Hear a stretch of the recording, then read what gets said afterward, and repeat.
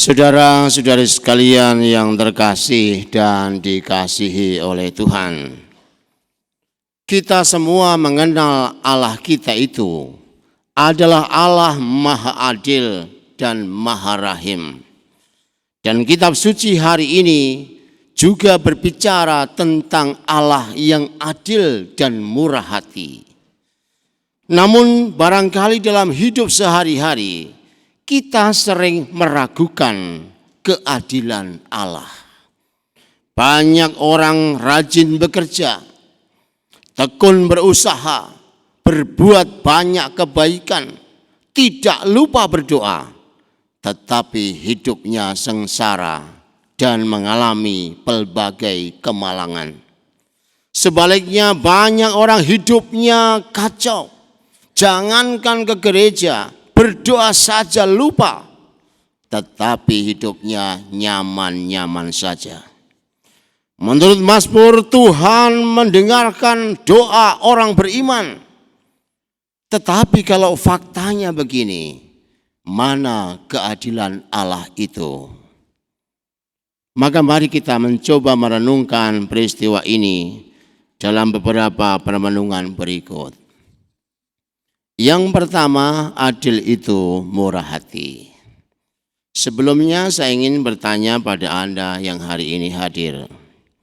Enak mana orang yang kerja jam 5 sore atau jam pagi-pagi buta? Enak mana? Enak mana? Enak 5 sore. Itulah orang-orang dunia. Saya ingin menunjukkan bahwa ternyata bukan seperti itu. Adil dan murah hati itu satu paket. Tak bisa dipisahkan. Keadilan akan terjadi apabila di situ terdapat kemurahan hati. Adil tanpa murah hati itu nonsens.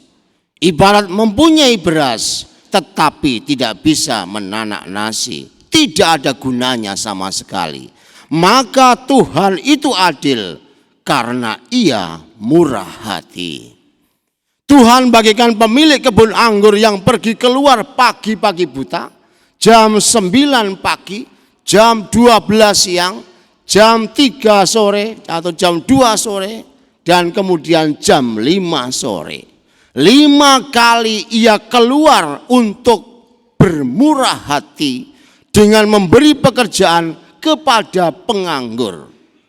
Dengan murah hati yang nganggur diberi kerja sehingga bisa makan. Namun ketika upah dibagi, mereka yang bekerja lebih dahulu kemudian protes. Mereka mengira diperlakukan tidak adil. Mereka lupa akan kemurahan hati Tuhan pada dirinya. Mereka juga lupa akan nasib buruk pada orang lain. Bagi mereka yang mulai pagi kerja, sebenarnya sangat enak. Dia bisa sarapan pagi, dia bisa makan siang. Semua sudah terjamin dari awal ia bangun.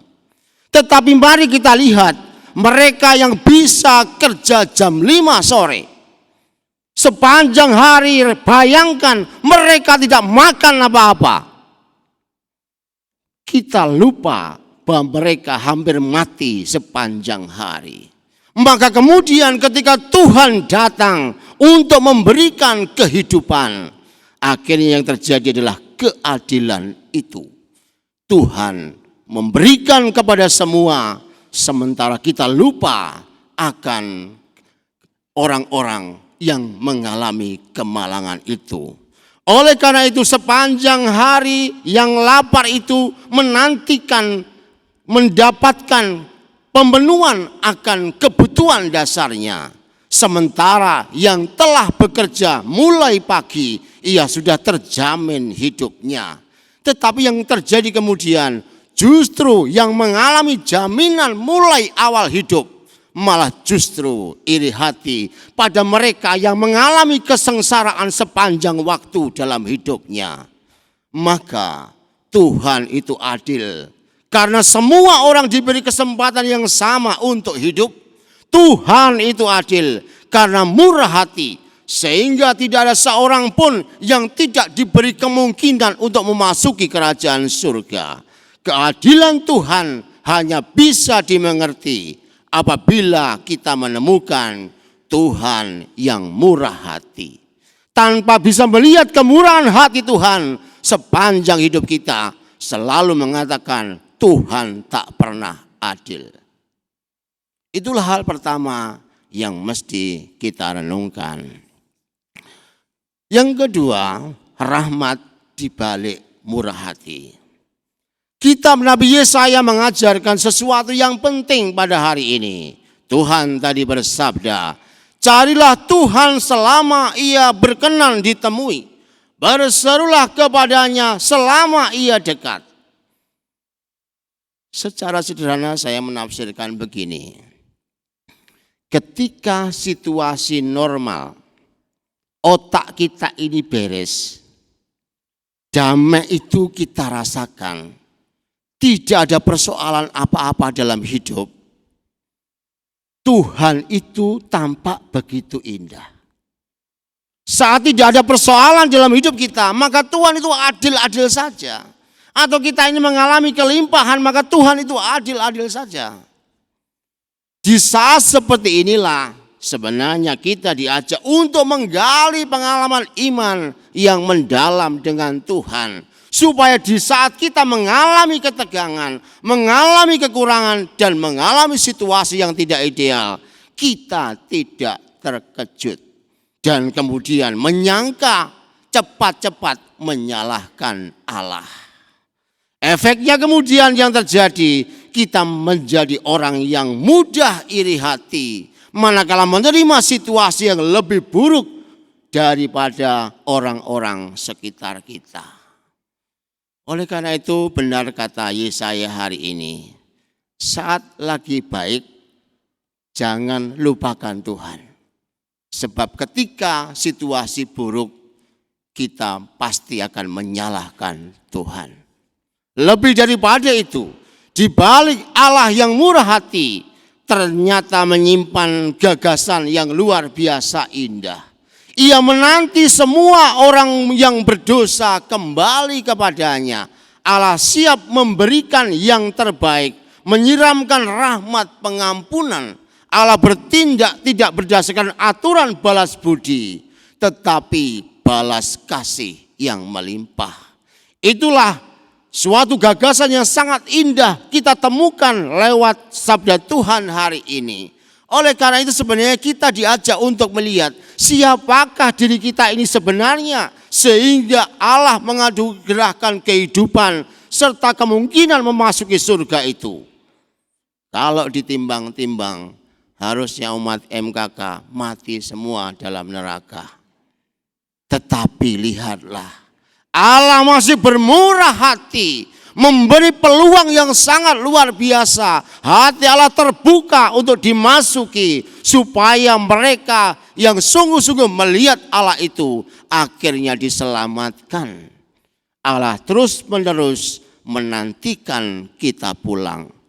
Tanpa campur tangan Allah yang murah hati seperti ini dan mau mengampuni yang kayak gini, kita akan tetap menganggur dan tidak bisa hidup secara layak. Bahkan kemudian pengangguran itu dalam terjemahan kitab suci hari ini lambat laun akan membuat kita mati. Kemudian yang ketiga, rencana dan rancangan Tuhan. Dari sabda Tuhan hari ini kita diajak untuk melihat dua alur yang menarik dan berbeda. Tuhan itu menghendaki agar rahmat dan kasih-Nya dinikmati oleh semua orang tanpa kecuali.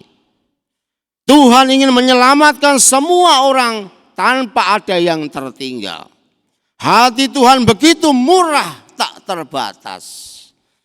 Sementara kita ini cenderung sebagai orang-orang yang rakus, ingin mendapatkan lebih banyak daripada orang lain.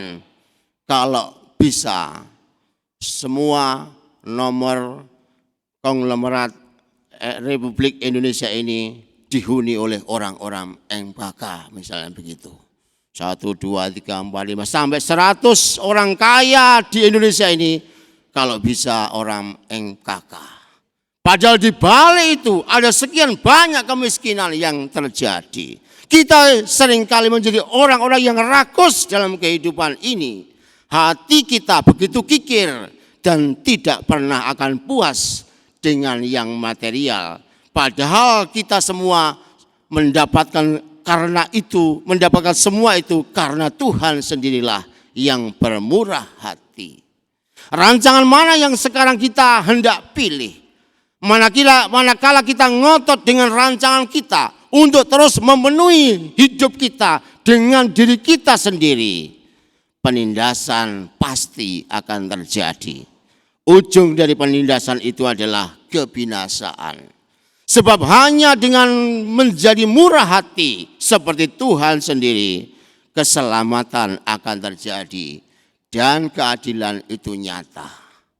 Oleh karena itu, kalau kita memang benar-benar hidup dalam rancangan Tuhan, maka mari kita belajar untuk bermurah hati seperti Tuhan bermurah hati. Dengan cara yang sederhana, sekurang-kurangnya adalah menjadi bahagia manakala banyak orang selamat, dan bukan sebaliknya menjadi sedih kalau tetangga itu bahagia. Mari kita belajar melihat rancangan Tuhan supaya kita selamat dan makin banyak orang masuk kerajaan surga. Sehingga dengan demikian pula Anda tidak pergi ke surga sendirian, sehingga di sana hanya ada kesepian. Karena surga hanya Anda sendiri yang datang, yang lainnya masuk neraka.